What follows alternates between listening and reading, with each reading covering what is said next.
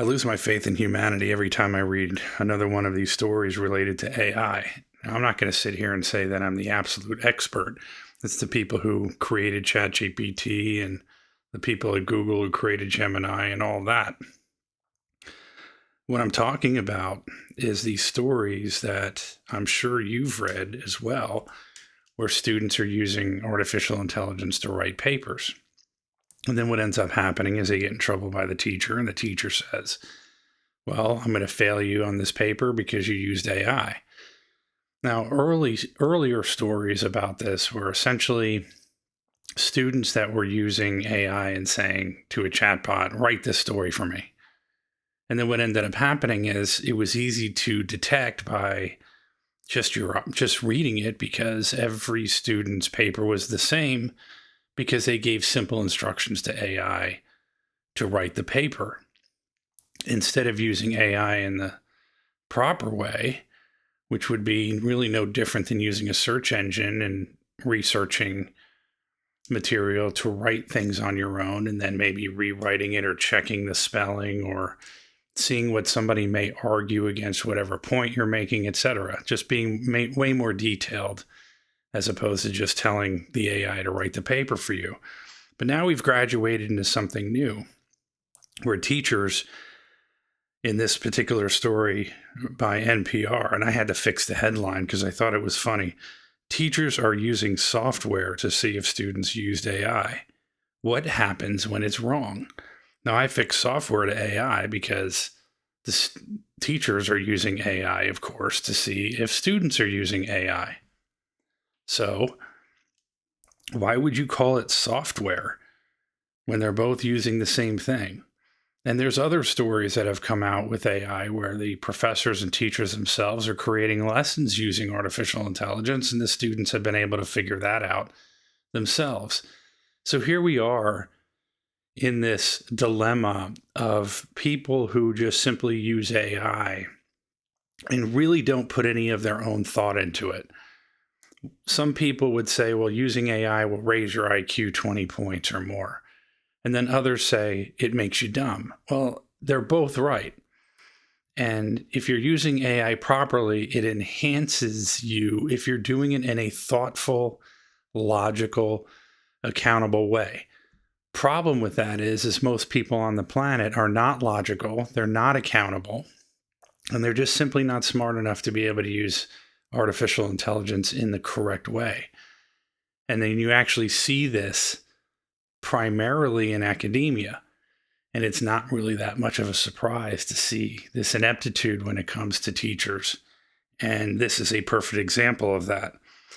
And so I'm going to go into this story. Elisa Ostevitz has been accused of using AI on 3 assignments in 2 different classes this school year.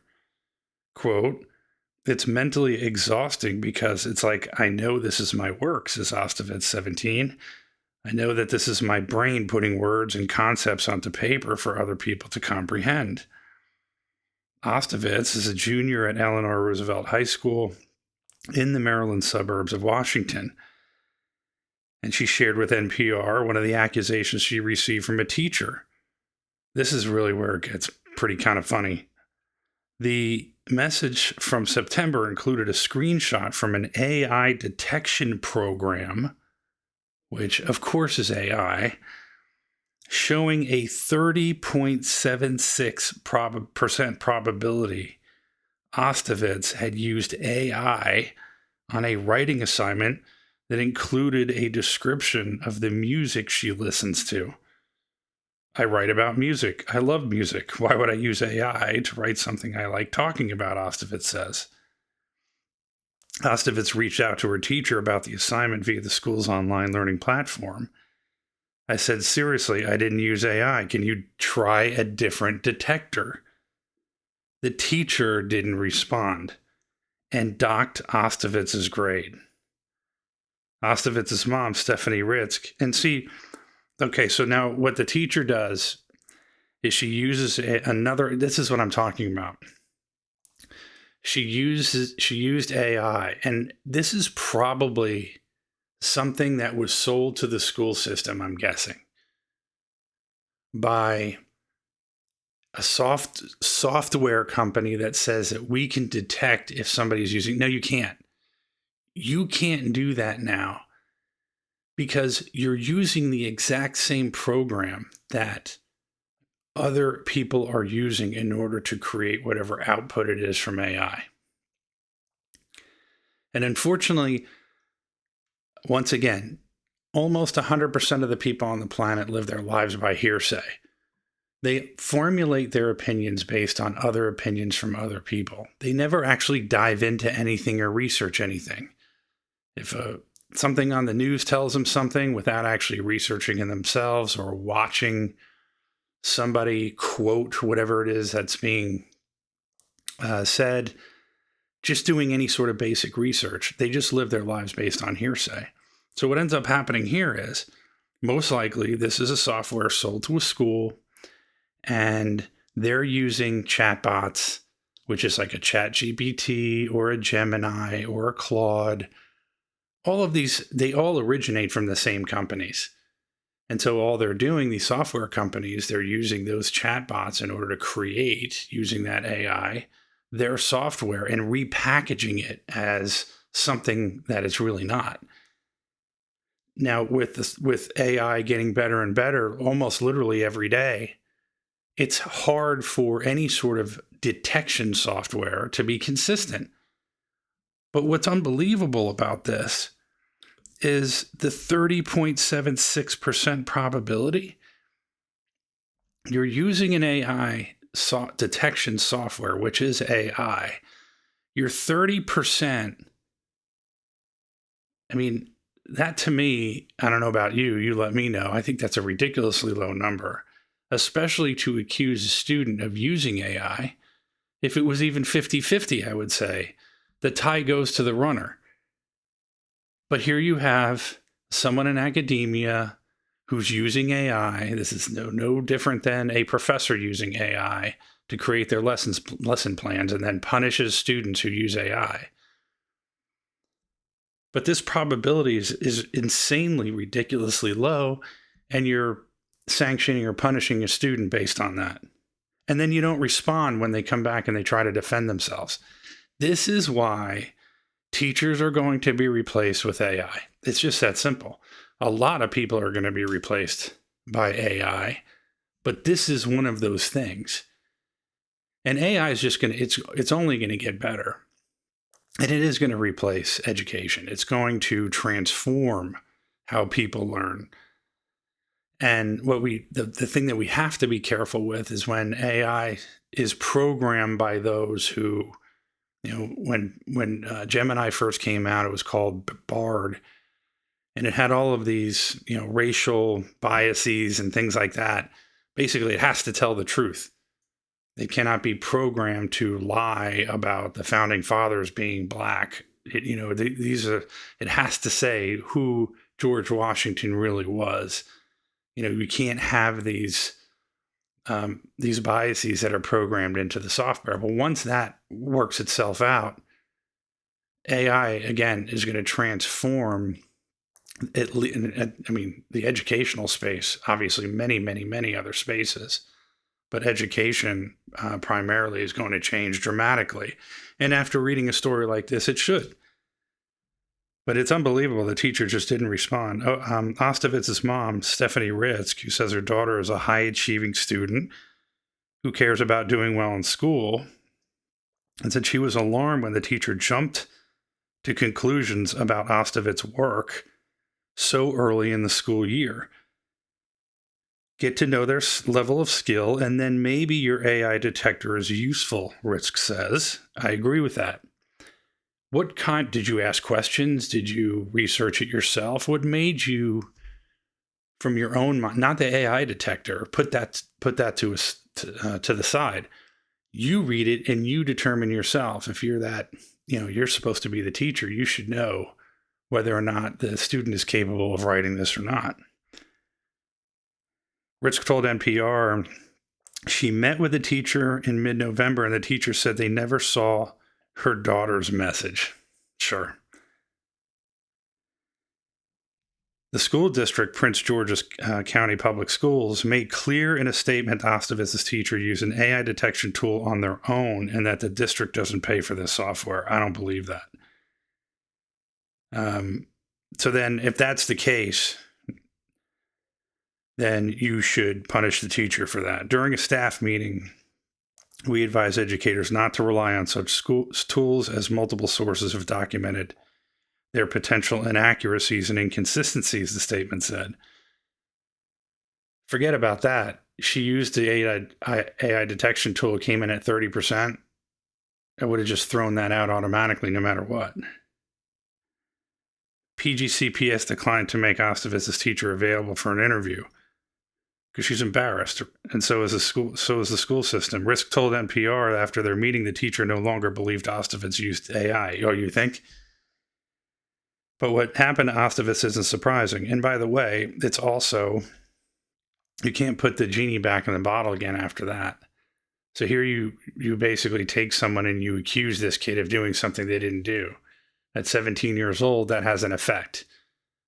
So if you don't know what you're talking about and you don't know how to use AI, which 99.9% of people don't, then here you are affecting the future of someone who's very young. More than 40% of surveyed 6th through 12th grade teachers used AI detection tools during the last school year, according to a nationally represented poll by the Center of Democracy and Technology, a nonprofit that advocates for civil rights and civil liberties in the digital age. I don't know what that has to do with anything. That's despite numerous research studies showing that AI detection tools are far from reliable. And once again, going back to what I was saying, AI is rapidly progressing literally every day. And there's no possible way that any sort of AI detection tool that originates from the same chat programs that the suspected work is coming from, it's not going to be able to do that consistently and reliably. That's despite numerous research studies showing that AI detection tools are far from reliable. I already read that. It's now fairly well established in the academic integrity field that these tools are not fit for purpose, as Mike Perkins, a leading researcher on academic integrity and AI at British University, Vietnam. That's an interesting university. Perkins found that some of the most popular AI detectors, including Turnitin, GPT-0, and CopyLeaks, flagged some things as AI that weren't, and vice versa. And by the way, does that not sound familiar? Some of you may not know this. AI itself creates things that aren't true. They're called hallucinations. I have to double check everything that I do in AI, and sometimes have to use multiple AIs because it will literally pull things from articles and research from articles. It will literally tell you that it pulled something from an article. I always go back and check the article to make sure that that's true. Many times I found ChatGPT to found out that it made it up, wasn't in the article. So these are issues that people probably don't know or don't understand on a mass scale, that these chatbots are not accurate. I mean, they're very powerful and they pull a lot of stuff, but for whatever reason, they like to make a lot of things up. And that's why these detection tools are unreliable, because, again, they're using the same type of code.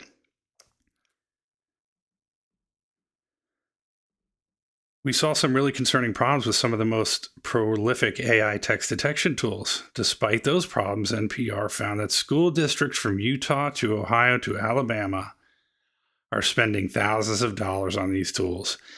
This is the other thing that drives me insane. And like I said before, this school system in Maryland is saying that they're not paying for it.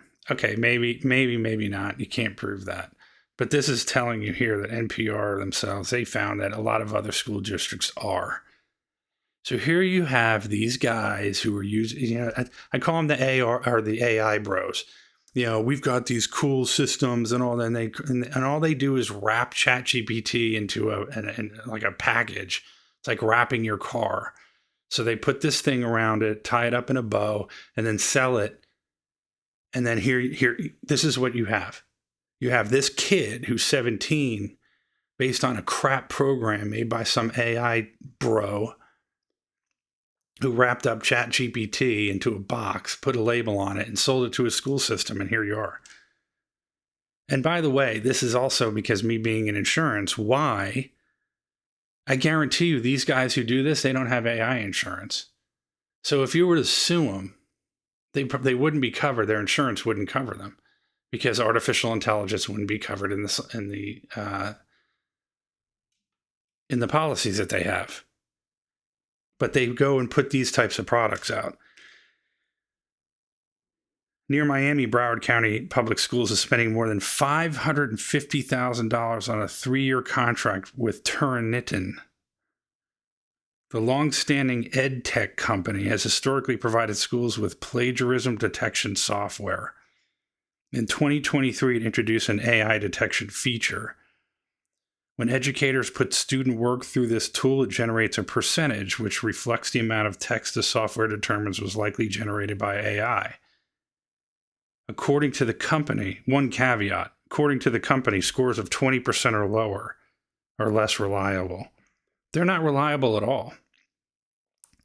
If you use AI and then rewrite it again in your own way, and you put it together and all that stuff, but you're still using AI, are you still using AI? And if you're changing it around and you're going in and you're physically making sentence restructuring, you're doing certain things, you're giving certain prompts, you're doing an endless amount of things, including endless amounts of prompts, but you're making it your own work. How is an AI detection tool going to detect this? It can't. It's impossible. But these guys are selling $500,000 worth of software to tell you that it is. Unbelievable. The Turnitin tool is something that helps us facilitate conversation and feedback, not grading. At $500,000. This is Sherry Wilson, a director of innovative learning for the Broward School District, which enrolls more than 230,000 students and is one of the largest school districts in the country. Wilson says the district is totally aware of the research showing AI detection tools, including Turnitin, aren't 100% accurate or reliable. So taxpayer money, this is why, by the way, the state of Florida, and why I'm in complete and utter favor of this. I am tired of paying property taxes to these school districts because this is what they're spending money on. And this proves beyond any reasonable doubt that the fact that I'm having to pay property taxes in order to fund schools what I don't even have kids in, so they can take $500,000 and spend it on AI software that doesn't work to detect AI that it can't detect. And if you're paying property taxes, you should be upset about this as well. Turnitin also acknowledges this. On the company's website, it says, our AI writing detection may not always be accurate, so it should not be used as the sole basis for adverse actions against a student. Turnitin wrote in a statement to NPR that it's more important to avoid falsely accusing students of cheating than to catch all AI writing. I wish I could create a product like that. I wish I could go through my life like that. Write me a check for $500,000 and, maybe it'll work, maybe not. I don't know, but, just give me the money. This is crazy. Wilson says the Turnitin tool is still valuable because it saves teachers time by quickly scanning student work for suspected AI use. That's the teacher's job. They should be looking at this and determining on their own. If they're smart enough, they can do that. If not, then they shouldn't be teachers. Another reason that Broward teachers have access to the tool, Wilson says, is that the district participates in academic programs such as the International Baccalaureate, or IB, in which students' work must be authenticated by teachers before it's sent out for external review. Again, that's the teacher's job, not computers.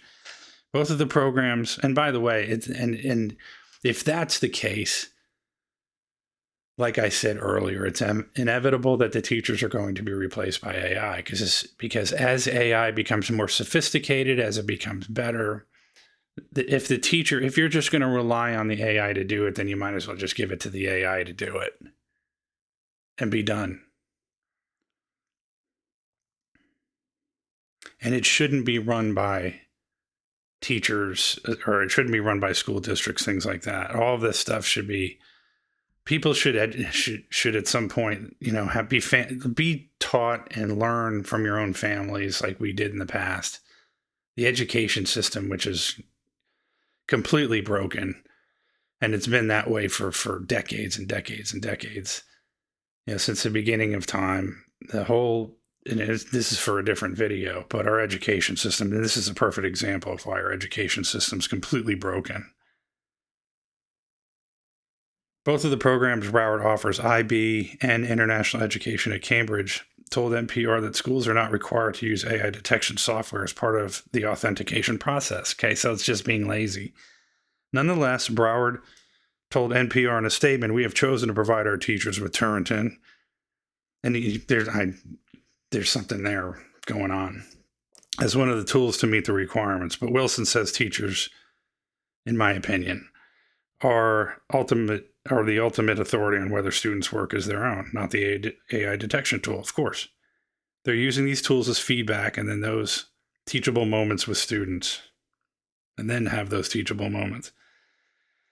Language and literature teacher John Grady says for him, AI detection tools provide a jumping off point to start a conversation with a student who may have used AI. It's certainly not foolproof, he says, but it gives you something to hang your hat on. No, it doesn't. And you can tell 30% or less. Grady teaches at Shaker Heights High School, part of the Shaker Heights City School District outside Cleveland. The district serves roughly 4,400 students and is paying GPT-0, another AI detection software company, about $5,600 this year for annual licenses for 27 of the school district's teachers. I can tell you how to do it for free. You just learn a bunch of prompts and you upload it into ChatGPT or Gemini, and it will do that for you. So send me $500,000. The tool calculates a percentage likelihood that a student's work is AI generated.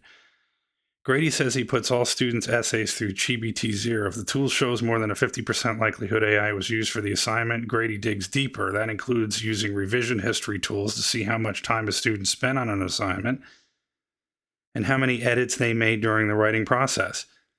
If it appears that the student made only a few edits and spent hardly any time writing, he'll check in with that student. I don't know how you know that, how much time they took in order to do that, but at least this teacher is using their head. And they're saying, okay, I'm just going to check in with that student and ask him, hey, how did you do this? I'll say, hey, this is Flag. Can you talk to me about why? I'd say the bulk of the time, like 75%. If it was AI, they'd be like, yeah, I did it. And I'm like, okay, well, now you've got to rewrite it with less credit. So if the student admits that they did and they didn't do it the right way, then of course. But this guy's doing it the right way. Edward Tian, co-founder of CEO of ChatGPT, or because it is ChatGPT, GPT-0, says this is how educators should be using the company's tool. And once again, you can just use ChatGPT to do this. We definitely don't believe this is a punishment tool. This needs to be a tool in the toolkit and not the final smoking gun. He says it's important to understand that GPT-0 probability score under 50% means it's more likely the text was human versus AI generated. He says scores over 50% warrant closer examination, like what Grady describes. And again, I'll keep repeating this over and over again. You don't need the software to figure this out and to pay what they're paying these companies. Like I said, and I'm not going to get into it now, but it's called prompting. It's called prompts. If you use prompts and you use them in the right way and you keep working on those prompts, you can do this yourself. You don't need software, quote unquote, to do it.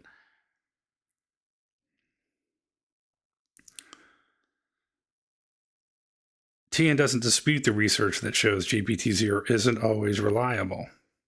But he notes that there are educators like Grady who still find it valuable for the information it provides. All right, I'm not going to continue on that because that proved a point basically that, again, if these people knew how to use AI properly, they could do this on their own. and just use common sense. That's all you have to do. You just cannot blindly just say, okay, these guys came up with this software. And, like the first example, 30%, okay, well, I'm going to fail you or whatever I'm going to do. You just can't do that. Okay, AI detection skeptics. Shaker Heights Jr. Z. Shi, whose first language is Mandarin, says his writing style can sometimes look like AI because of the repetition of words I use. I feel like it's because of how limited my vocabulary is. She, who isn't a student of Grady, says he's still working on his writing skills and he's concerned that AI detection software might be biased against non-native English speakers like himself. Well, this is an NPR article, so I had to go in this direction. But anyway, I'm not going to continue and belabor the point, but the bottom line is, okay, so here, now I want to go into this. Carrie Kofer, a high school English teacher at Cleveland Metropolitan School District, just a few miles from Shaker Heights, shares that view. Okay, later this year, so let's see.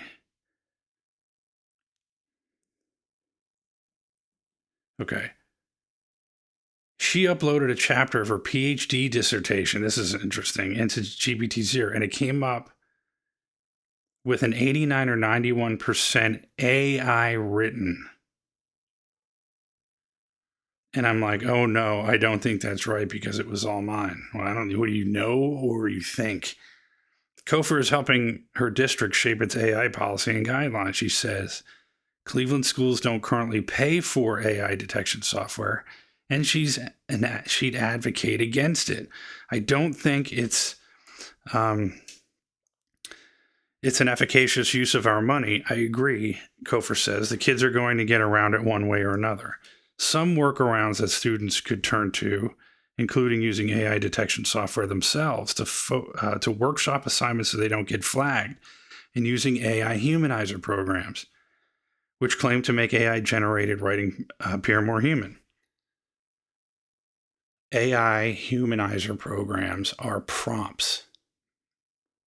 Just like AI detection software are prompts. You prompt the chat GPT, for example, to do all of these things in order to make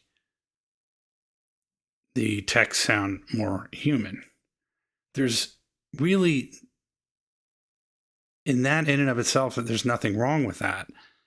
Going back to what I was saying earlier in the video, is that if these are your own ideas, your own research, you're putting things together, but AI in some cases can help certain people when they might have writer's block. They can't think of something that they know what it is. It's on the tip of their tongue, but there's all of these different things that they can use to put a whole project together that really is their own work, but they're utilizing AI to do it. At what point, where do you draw the line on that? Where do you say, okay, here's where it's unacceptable and here's where it's acceptable? Now, I think you use common sense in that, which unfortunately, once again, in this world, we don't have. And so when common sense is thrown out the window, a 30% chance that it's AI, I'm failing you. But she says, ultimately, teachers will need to adapt to AI by changing how they teach and assess student learning. And AI is going to change, so they're going to have to adapt to the change of the AI as well. Back in Maryland, high school junior Alicia Ostovitz is also adapting. She now runs all her homework assignments through multiple AI detection tools before she turns them in. The writing is her own, she says, but she'll rewrite sentences the software identified. So she has to go through all this additional work because of lazy teachers.